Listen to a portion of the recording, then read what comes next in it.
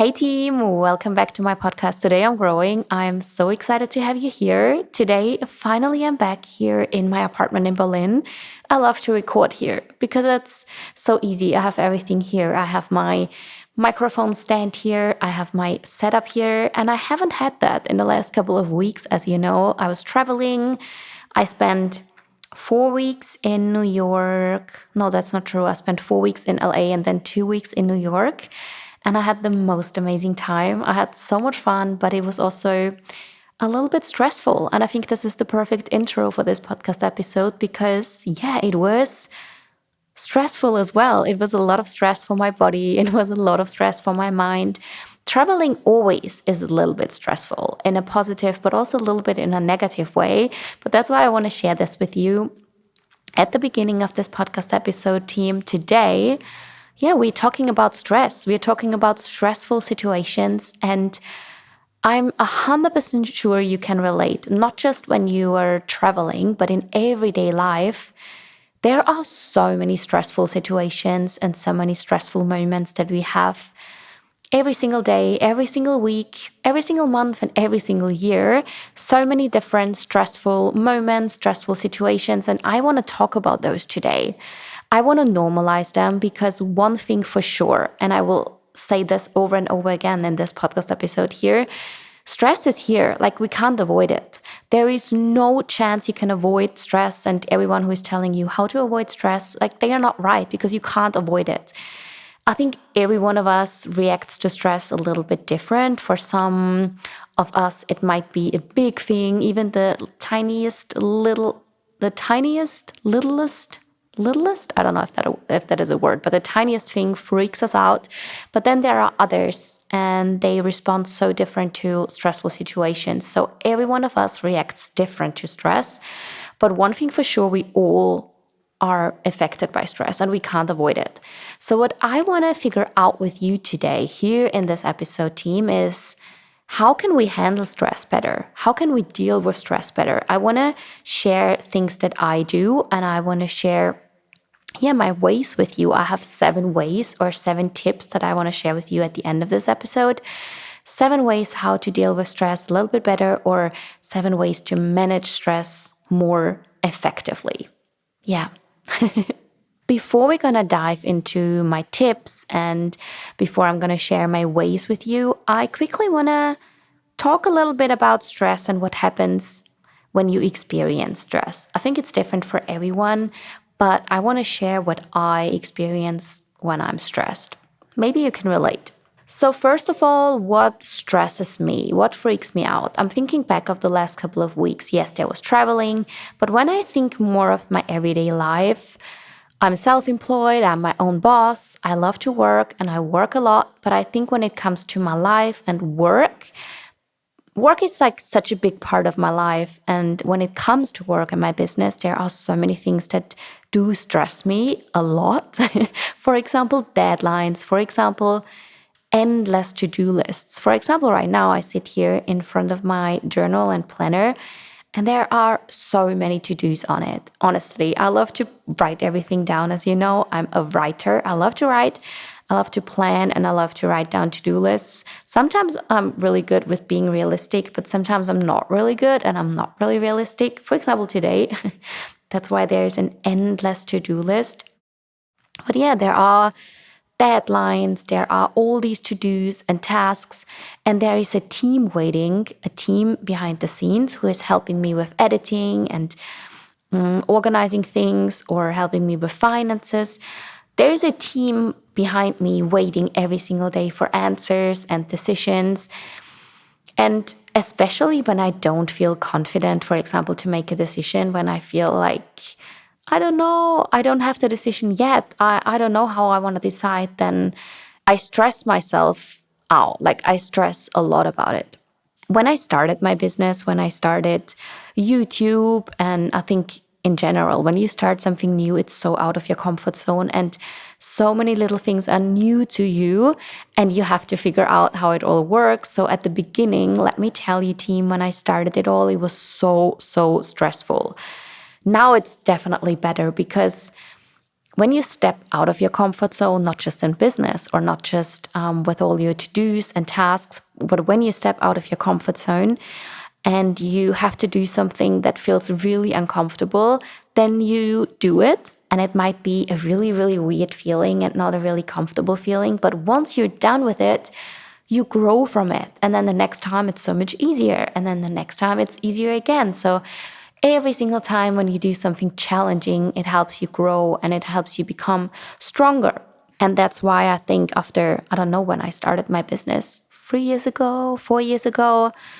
But after, let's say after 4 years now, I feel like I'm so much more grounded and not everything freaks me out. There are still things that freak me out sometimes, but not every tiny little thing.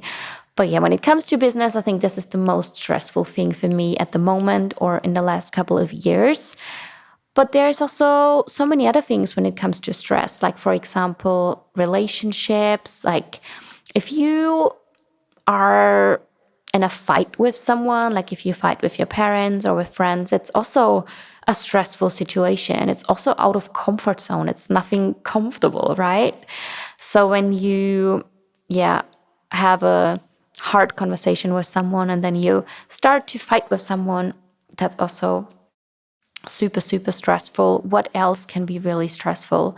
Moving apartments, moving into a new city, even though it's exciting at the same time, it's also always super, super stressful. I'm glad I haven't had to change apartments in more than 1.5 years now. I'm so happy that I have an apartment here now. But I can already imagine when I want to move out of this apartment to another place, it's going to be a really, really hectic and stressful situation. Talking about this right now makes me think of one thing that I already want to mention. Being aware of these stressful situations is so powerful.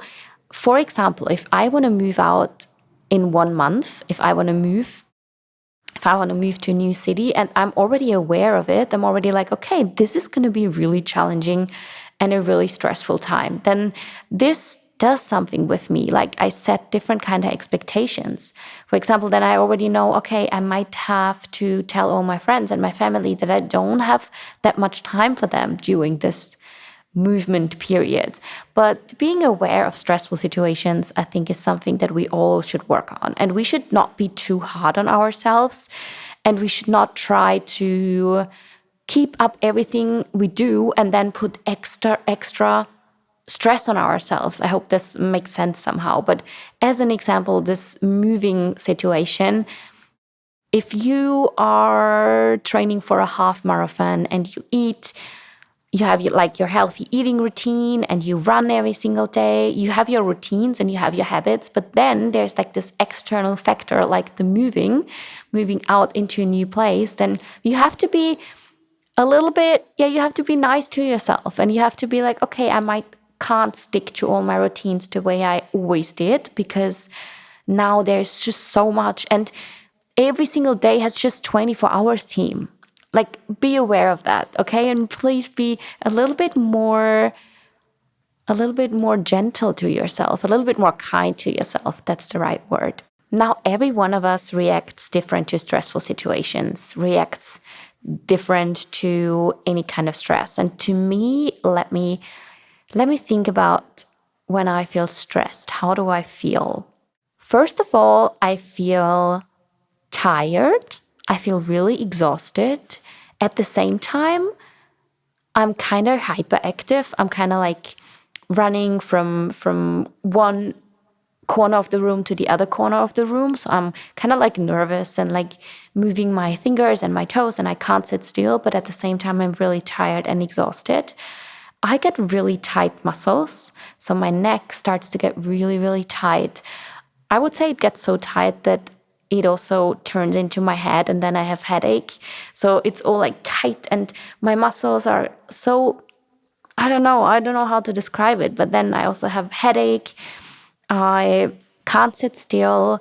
And one really interesting thing is, maybe you can relate when I tell you that, is when it comes to food, when it comes to eating, I also noticed that when I'm stressed, I tend to eat different. I tend to eat definitely more. I think there are two types of extremes when it comes to the stress eaters: the ones who are not hungry at all, the ones who just can't eat, and the other ones who tend to overeat and tend to binge eat, and they just try to distract themselves with food. That's definitely me. So, as an example, I sit down at dinner and I feel really stressed. I've had a really long and hard day. And I just sit down, I turn on Netflix, and then I make myself dinner, and then I make myself a snack, and then I make myself another snack, and then I eat ice cream and dessert, and then I start again with something salty. Like I don't feel satisfied. I just sit in front of my laptop or TV and watch Netflix, and I eat and I eat and I eat.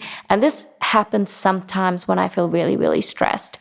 I want to mention here that it definitely got so much better, but it's a really bad eating behavior that I've developed over years. It's something that I did for so long, for such a long time. So it's really hard to get rid of it. I think I'm better because when I'm in those situations right now, then I'm way more aware of it. Then I'm like, hold on, Anna, what is happening here right now? And then I sit down and I'm like really listening to my body and really listening to my mind. And I'm like, am I really hungry right now? Does my body really need this right now? Or am I waiting because there is something going on, because I feel stressed? And then I really try to analyze myself, and I try to analyze my pattern and my eating behavior that's just going on right now. But yeah, that's something I think when you struggled with food in general in the past, like I did, I struggled with food for such a long time. Food always had been something that had been really complicated to me. So I think, especially in stressful situations, my body's looking for something that makes me, in the first place, makes me feel more comfortable and makes me, like, gives me the lucky hormones, the happy hormones. Does that make any sense? But when you eat, for example, chocolate, like your body's like, yay, chocolate, give me sugar. And that's what I feel like when I'm eating in front of Netflix. I'm like, yeah, this is so comfortable. This makes me happy. But the actual truth is, when you overeat, when you eat so much that you feel like bloated and really uncomfortable, then it's not happy hormones that you're experiencing. Then it's just a moment of feeling guilty and feeling ashamed and feeling really uncomfortable in your body. So overeating might feel good for a second, but then after, it definitely doesn't feel good. I think everyone knows what I'm talking about, whoever had this experience of overeating. I think everyone in their whole life, like at least once, we eat a little bit too much, and we all know how it feels. I want to talk about one more thing that I also experience when I'm stressed, like one other symptom. And I also get that when I drink too much coffee. I also want to point that out because it also shows me that maybe sometimes I drink a little bit too much coffee, and that's also a lot of stress for my body.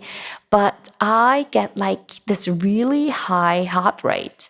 Have you ever experienced this when you stand still, but you have a really high heart rate? It might be also the same when you get really nervous, when you get nervous before a big speech, or when you have a test in school and you get nervous before because you're so scared that if you fail this test, if you don't have a good grade on it, then your life is over. But I always get like a super high heart rate. And yeah, that's also a sign of being stressed. I mentioned really quick right now that before a test, you get really nervous, or before speaking, like a public speaking event that you have to be part of and you are speaking there, like you get nervous before, right? You get really, really nervous, and your heart rate gets high, and there's a lot of stress going on inside of you. But that's not negative stress. So what I want to say is that there is positive and there is negative stress, and not every single stress that we experience from day to day, from week to week, is negative stress. Sometimes we need a little bit of stress. We need deadlines, team. If we don't have deadlines, then we might never get anything done. So I definitely need deadlines, and I sometimes also need, for example, my manager who is behind me and he's like, Anna, you have to finish this. You have to do this. This will bring you forward and this will help you grow. So I need sometimes that voice behind me who is saying, yeah, like you have to do it. You have to push through right now. But then it's done. Once you're done with this, then it's done. Then you can breathe. Then you can relax. Then it's done. So this is the good kind of stress. The good kind of stress is the short stress. For example, you have a project and you stick to your deadlines, and then the project is over, and then you are done, and then it's time to refill your cup.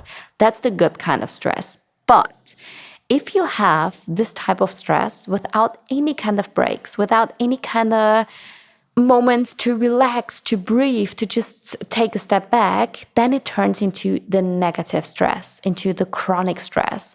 When you don't give yourself breaks, when you don't allow yourself to rest, team, then it turns into the cycle of stress, stress, stress, stress, stress, from week to week, from month to month, from year to year. And then we've all heard about burnout. And sometimes, yeah, we laugh about people who say, they had burnout, because so many people at one point said, yeah, I just have a burnout right now. So it was hard to believe everyone. But burnout is a thing. And chronic stress is a thing. And we should all be really, really careful, because it's not a nice feeling when you have to take a break and when you have to pause because your body is just shutting down and is telling you, okay, no, I don't keep going. Just give me a sip of water. I'm talking so much and so fast right now that I definitely have to hydrate myself now. Also, your reminder to stay hydrated during my podcast episodes, but also throughout the day. Team hydration is really, really important if you want to be healthy, happy, healed. That's what I always say. But yeah, let's keep going with this podcast episode. The last thing we talked about was chronic stress, and that we have to make sure we don't fall into this dark circle of stress, stress, stress, no rest, no breaks, no time to recover. We have to avoid that, and we have to be careful that we live a balanced, whatever balance means to you, life. One thing, because I am all the way for fitness and I'm all the way for the healthy lifestyle. And as you know, on all my social media channels, on YouTube, like my whole life, it's so much about fitness. It's so much about healthy habits and being the healthiest, strongest, fittest version of yourself. But fitness, it's actually the exact same. It is a lot of stress for your body. Like every single workout is stress for your body. And I don't know if you knew that, but for example, when you do strength training, you damage your muscles. When you do a squat, for example, or a bicep curl, you damage your muscles. And then it's really important that you allow yourself to rest, because in that rest time, that's actually when your muscles are growing. So that's why it's so important to recover after every single workout session. That's why it's so important to have rest days too. It's so, so important, because otherwise you can't even grow. Like your muscles can't recover, and yeah, they can't grow then. That's why rest days are so important. And workouts are not just really, really tough for your muscles. It's also really tough for your nervous system, for your mind. So after every single workout, you put so much stress also on your mind. That's why it's even more important to have rest days, to allow yourself and your body to recover. That's the only way to avoid the chronic stress, the chronic fitness stress, and to avoid overtraining. Have you ever heard about the term overtraining? Have you ever heard of that? It's also a thing.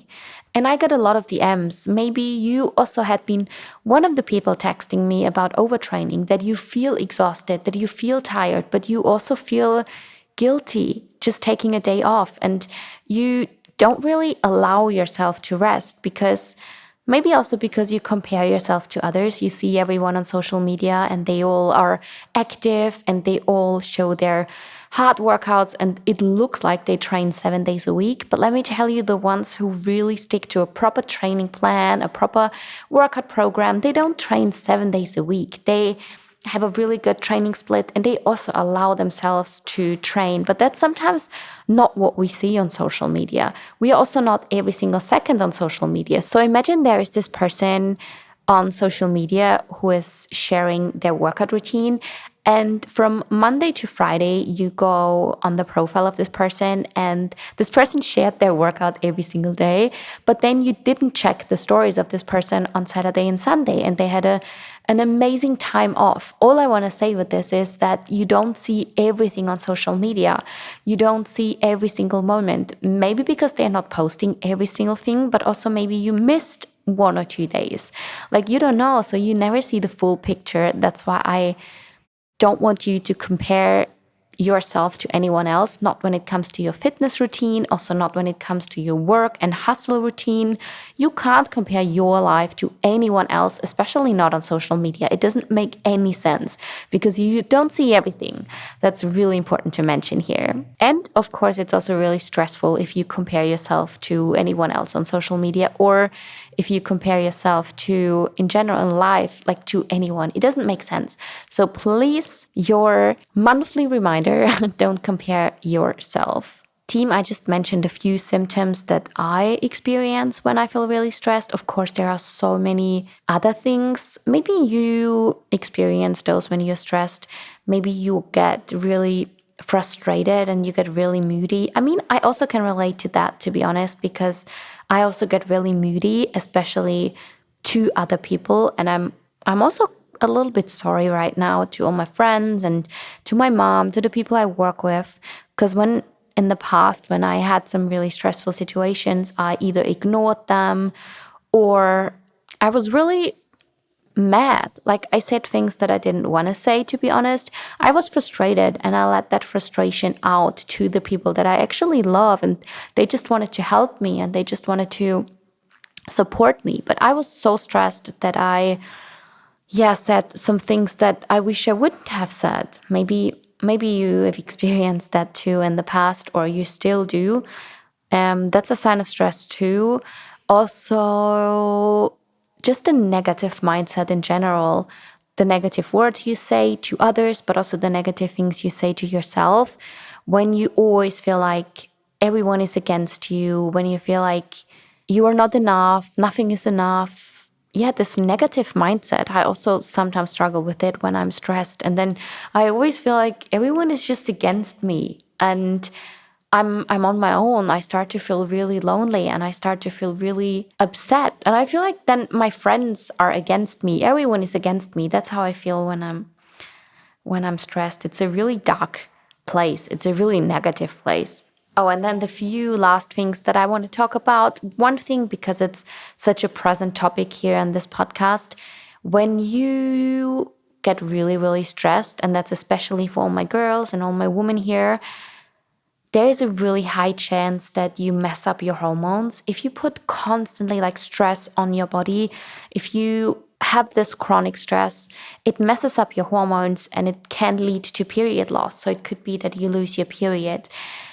And once you have lost your period, I also want to mention that quickly, then it's really hard to heal your hormones again. I don't know how to say it. Like it is possible to get your period back, but your body will never forget. And you have to be extra, extra careful. And you have to treat yourself the right way for the rest of your life, because once you've messed up your hormones, it definitely is possible that you get everything back and that you are healthy and happy again. But your body just won't forget what happened back then, and it will always respond in the same way.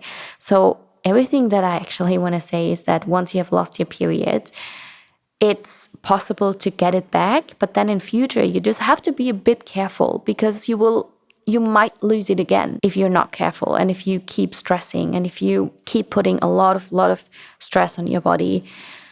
So that's one thing. You might lose your period. So that's one thing. You might lose your period. Or digestion. That's another thing. I get so many DMs about bloating. I get so many DMs asking me for tips, how to prevent bloating, or what I do if I feel bloated, how I reduce bloating. And bloating can, like, it's possible that you get bloated from different kind of foods. So for example, even the healthy foods like broccoli, something that's really high in fiber, that can bloat you. But also stress can bloat you. So if you don't take care of stressful situations, if you don't know how to handle them, it can also lead to bloating. I could mention so many more symptoms. I could mention so many other things, but I think I'm going to stop here now. I'm going to stop here and yeah, whatever you experience, I think you can definitely feel that there is something going on if you really take a moment and just analyze yourself and analyze your behaviors. I think you can really tell if you are really mindful, then you can really tell that there is something going on and that you experience stress right now.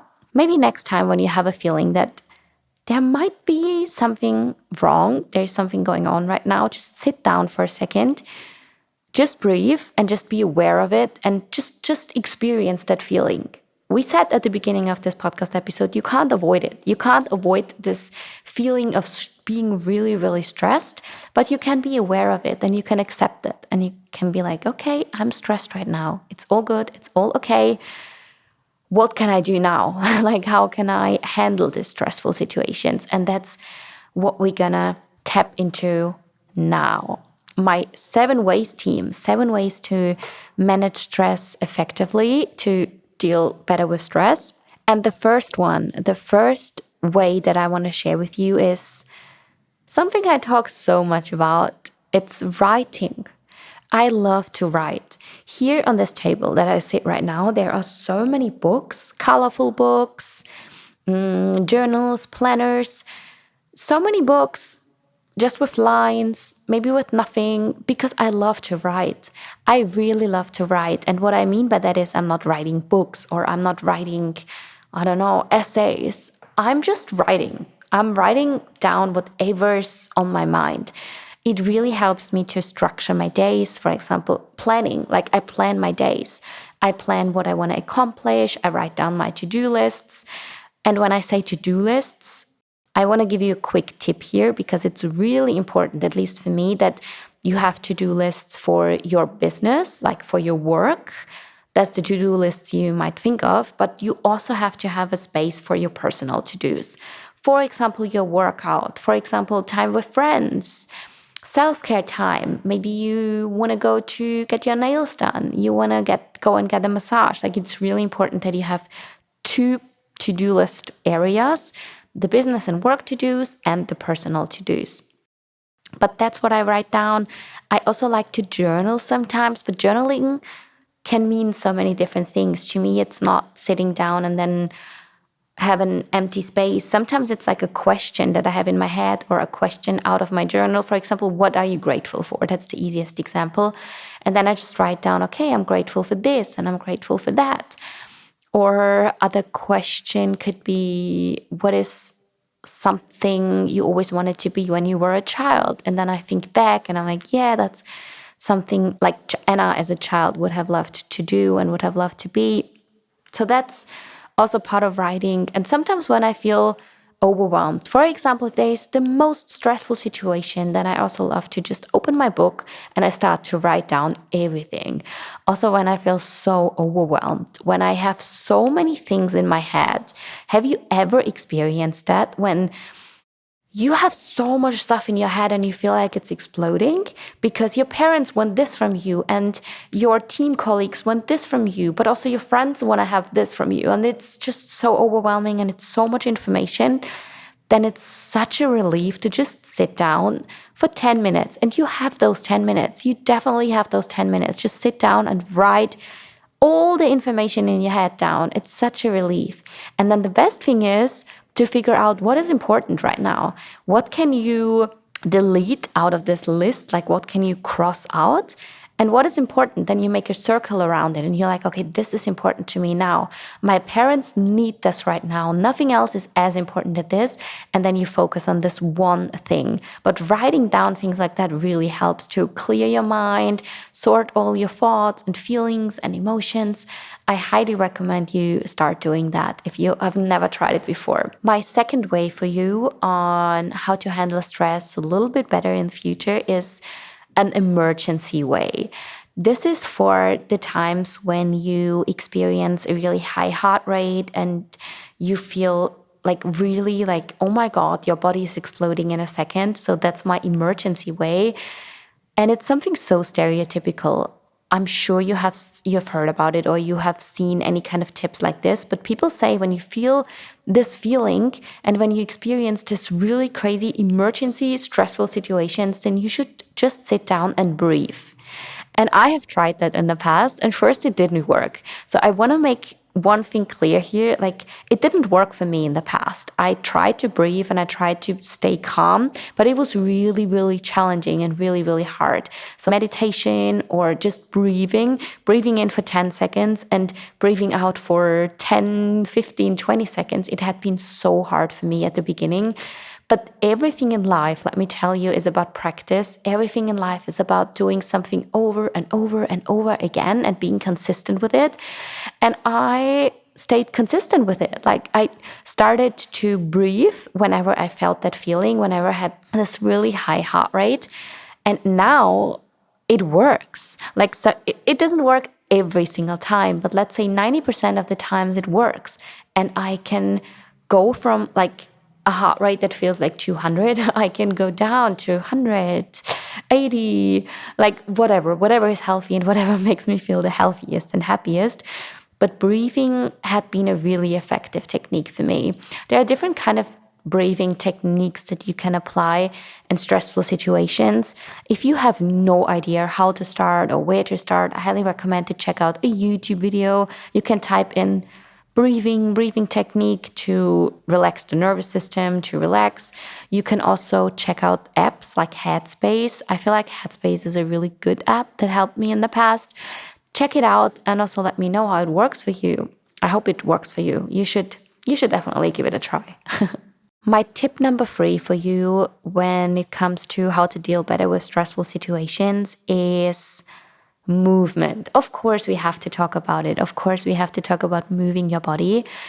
As long as you listen to your body and you do what feels right to you, I think moving your body can be such an effective tool to deal better with stress. To first of all, with every single workout that you do, you get mentally stronger and you get mentally tougher and you can deal better with stress in general.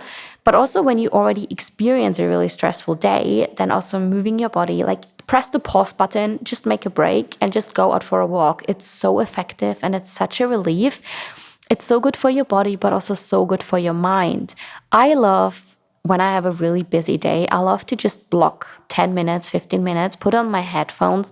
That's something I always do. Like, no matter what I do, I put in my headphones, I zone myself out. And then it's just me, the music, or whatever comes out of my headphones. It's just me and my headphones. And then I go out for a walk.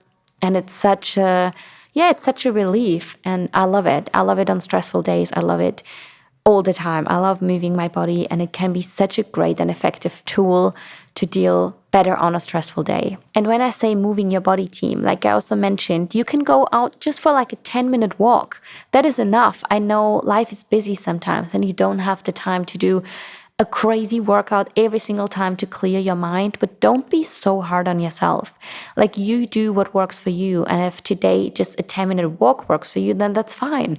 If on another day you want to go to a 1-hour workout class and you have the time and that works for you on that day, then just go for it and do it. It's really important to not compare, to not push yourself into anything that you just want to do, but it's just not realistic right now. Like, listen to your body, listen to your every single day life and do your best. That's also something I want to talk about here today is do your best. Like, every single day, just try to do your best. That's enough. It's enough. Yes. Tip number 4 and way number 4 is making the time for balance. I hope this makes sense. But we have talked about to-do lists as part of the first way to deal better with stress. And we talked about the personal to-dos. And I want to talk about this again, and I want to make a whole own way out of it, because making time for balance, for things that make you feel better, that make you feel more in line with yourself, it's so important. And it's really easy to say, okay, I try to be balanced. I need balance in my life. That's so easy to say, but you have to really take action on that. You have to make time for it. It's the same with workouts. I think we can make it so easy for ourselves to be busy 24 hours, 7 days a week. And it's so easy to skip every single workout because we just don't make time for it. It's the same with calling my mom or calling my dad. Like sometimes it's just a 10 or 15-minute call and I have the time. Every single day I have the time. But if I don't make the time for it, then it's really hard for me to actually get it done. So please make time for it. Make time for your workouts, make time for self-care, make time for yourself, for your friends, for your family. Like make time for it. You have to take the action. Nobody can take this action step for you. You have to do it yourself. Whatever makes you feel healthy and happy, a team. Like you have to make time for it yourself. All right. Tip number 5. What is my tip number 5 or my way number 5? It's something I wish I would do more often. It is talking to someone. I want you to know after listening to this podcast episode that even though sometimes it doesn't feel like that, but there's always someone you can talk to. Always. Always, always. Within your friend circle, within your family. And if not, maybe online. Maybe it's a simple website as BetterHelp, betterhelp.com, and you can talk to a therapist there, someone on the other side of the world. I don't know. I just want you to know that there's always someone you can talk to. Always. I've had that feeling in the past that I felt like I don't have anyone. I'm lonely. Nobody wants to talk to me, or I have problems, but these problems is nothing that I want to talk about with someone because these aren't real problems. That's often what I felt like. And I didn't want to bother someone. I didn't want to bother my friends or anyone from my team behind the scenes. But that thought, actually, it's so stupid. I want you to know that if there is something on your mind and you want to talk to someone, just try it and just do it. And I promise that there's always someone here for you who can help you, who can support you. I remember one special situation right now, like when it comes to voice messages. I had that one friend and yeah, we just kept sending really, really long voice messages. Whenever there was something on my mind or something that really stressed me, then I just put out my phone on Sundays and I went out for a walk and I sent her a 30-minute voice message. And she did the exact same. So we kept sending us these voice messages, but it felt so good. It felt so good. It felt like we're sending each other our own podcast memos. I don't know. It was really fun. And I want you to know that you can do the same. You can also send someone a voice message. Just try it. And you can also send, oh my God, that was one tip I've heard about, that you can also send yourself a voice message. If there is anything on your mind, you really just want to get out, you can also send yourself a voice message and just let it out and then delete the voice message or not, but just let it out and just talk it out. Yeah, I also quickly wanted to mention that it's also nice sometimes to just send yourself a voice message and just let out all the frustration. We're almost there. We're almost at the end of this podcast episode. Just 2 more tips, 2 more ways that I want to share with you. And the first one of these 2, of the 2 last ones, is more business related. So every one of you who is maybe also self-employed or is also really interested into work techniques or how to build a business, how to grow a business, how to be a better team leader, be a better manager, be a better worker. I don't know. I mean, we all have to work. So maybe this tip is relevant for all of you or for all of us. It's ask for help if you need help. And especially as a self-employed person, especially when you start your own business, and you need to know at first you are your own boss, but you are also everything else. Like, for example, when I started my YouTube channel, I had been the creator, I had been the CEO of my company, I had been the writer, the planner, the director, the editor. Like, I was everything at once. And the crazy thing to me is that I also thought it has to be like that. Like, only I can imagine what I want. Like, only I have this business on my mind, and I just can't let anyone else in because they won't understand and they won't do it the way I do it. So it was a lot of trust issues. It was a lot of I can't let go of. And the thing is, if you want more and if you want to grow your business and level it up, to the next level and the next stage, then at one point you just have to outsource things and you have to ask for help and you have to let go of these rules in your head that you are the only person in the world who can do these kind of tasks. Like, let me share one thing with you and let me tell you that there are people out there who can do so many things so much better than you. And it's also such a good feeling to know that. Like, I love to think of my editor right now, my video editor on YouTube. He's the best. He's so much better than me. He's just so good with editing and he's so good with the sound and he's so good with everything. And I trust him so much and I know he's doing better than me. And it's such a good feeling to send him the video files and he just gets the rest of it done. I couldn't do everything that I do right now if I wouldn't have this amazing team behind me. I'm not able to handle all the finances when it comes to business. I'm not able to edit all the videos that I post everywhere. And I'm not able to do any kind of contracts with businesses that we work with or companies that we work with. Like, you need people in your life who are helping you. I think especially when it comes to business, when you have your own business, you need to let go of tasks, you need to trust people. But maybe that also is something relatable for people who also not have their own business. You can always ask for help.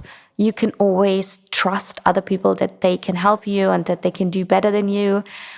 And it's such a relief. Makes me just smile right now. I sit here, I smile because I think of how many days I had when I thought, oh my God, nobody can help me. But it's so not true. People can help you. And it's so good to know that there are people doing better than you and they can support you by doing better than you.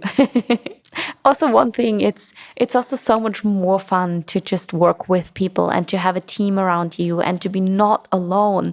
And remember, team, I said to you, there's always someone there for you to talk to or to help you, to support you. There's always someone. You just have to be open and you just have to look and take the action and search for the right people. And it might take some time and you might meet some people that you tried with and it doesn't work. But then there will be people at one point who you give another chance and then it works. And then it's such an amazing workflow and it's so amazing to work together as a team, as a group, as a business. The last tip that I want to give you, the last tip I want to talk about is, I don't have an exact title for it. I just call it Stop Perfectionism. Yes, that's it. That's a good way to manage stress better. It's let go. Be okay with different kind of things. Let go of this perfectionism. Stop perfectionism. I'm sure many of you are kind of like me, a little bit of a perfectionist. You try to be perfect. You try to do everything perfect. You try to do everything the way you imagined it. And you just have this strong vision and this strong goal in your head. And you want to do everything that it takes to do everything perfect and to just reach your goal and to make this vision that you have in your head possible. I'm sure we are kind of like the same in many different kind of ways, but I'm sure you know what I'm talking about. This perfectionism, this like, I want to get everything done and I want to do it the right way and I want to do it the perfect way. It is something that I think is sometimes good. It's good to have strong visions and you want to do everything perfect and you want to do it better than all the others. It's sometimes good, but also sometimes it can be really, really stressful. And I think it's really important to know when it's enough, when it's like, okay, I did my best or I do my best every single day. And then beyond there would be like, okay, it's too much. It's like, it can't be better right now. And there are external factors. Like, I'm just thinking of my video filming right now. When I film a video and I have to rely on the weather, like I need, for example, a sunny day and then there are clouds and the clouds mess up my video, then I just can't change it. Like, it's an external factor. And I try to make this video so perfect, but there is this cloud and the cloud changes this whole video. It changes everything. And I try to make it so perfect. And I care so much about it, but nobody else cares. Like my viewers, for example, for this video, they won't even notice this cloud. They won't even care about this cloud. But I'm such a perfectionist and I want to make it just perfect and so good. It's such a stressful moment. And if you are not aware of it and if you stress yourself out by tiny little things like that, you ruin yourself and you can't really enjoy the moment. You can't enjoy, in my case, the filming. You can't enjoy your work and just your life in general. Perfectionism is something that you have to let go of, because once you let go of the perfectionism, once you let go of this, I have to be perfect, I have to do everything perfect, then that's freedom. Then you feel free. Trust me, you feel free. You feel like, I sometimes feel like a bird when I just notice these moments of I want to do everything perfect, but then I hit the pause button and I'm like, no, I don't have to. You know what? I do the best I can today. I do my best. And the best is enough. The best that I do today is enough. And it's such a free feeling. I feel like a bird then. I feel like a bird flying. And I'm like, yeah, that's how it should be. I do my best. And the best that I do, I want to say it one more time, is enough. I feel so good now.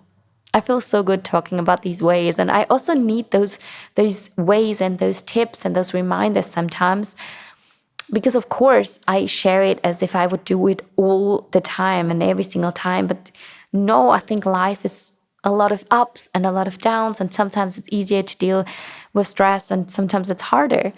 But I also need those moments sometimes to just sit down and be like, all these reminders and all these moments of, yeah, I just have to be aware of it. And then there are ways that can help me. And then just talking to you about all those different things, sharing experiences and sharing ways and sharing tips, it helps me as well. Like, I really hope it also helped you just listening right now.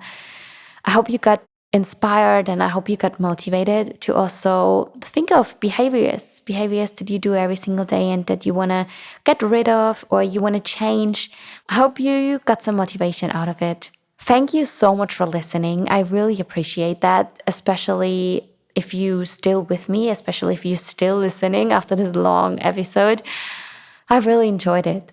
Thank you so much. Thank you so much for every single one here. Thanks for your ratings. I saw that we have more and more ratings here on this podcast here on Today I'm Growing. It means the world to me. I'm really, really grateful for this podcast. I'm really grateful for every single one of you.